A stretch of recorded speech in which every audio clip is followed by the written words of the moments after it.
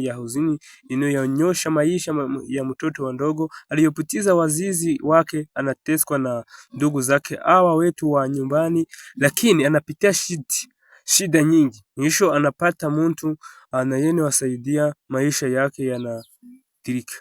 Moro ya filmi Mungu hashi yatima saburi na ombo asidi. Sasa wewe unaona ili filmi yetu mtoto yatima inakuelekeza, inakuendelea.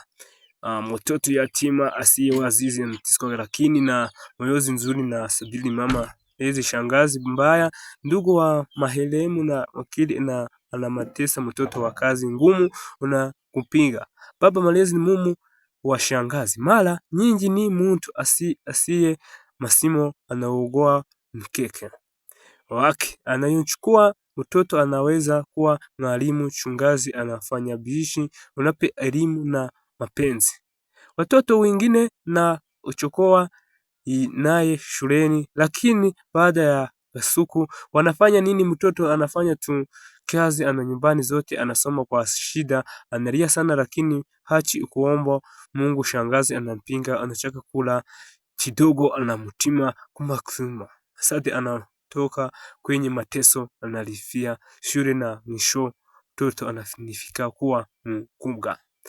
Nataka niweke link ya mtoto yatima, ni filmi ilikuwa nzuri sana. Sasa wewe unaona ili filmi yetu mtoto yatima inakuendelea. Sasa unaona ili filmi yetu inakuendelea, bonyezeni subscribe ili filmi yetu ilikuwa nzuri sana, ilikuwa anaika anaisemedia na maisha yake yanabadilika ya nuru ya filmi Mungu Hashi yatima saburi. Unaombe masada utakuja wahusika na kazi zao, kwa sababu na filmi nyingi za jini mtoto yatima za Kiswahili Bongo hawa ndio wahusika wa kawaida.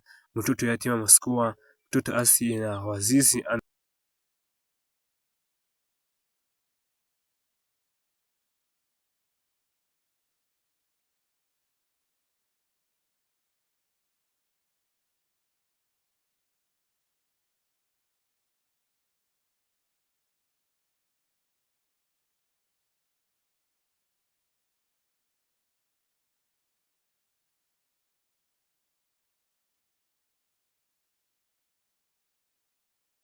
Usiogope,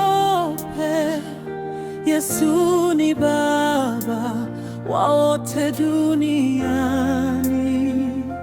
Anakupenda, anakulinda, mkono wake hautakuacha kamwe. Ulipolia usiku wa giza, Bwana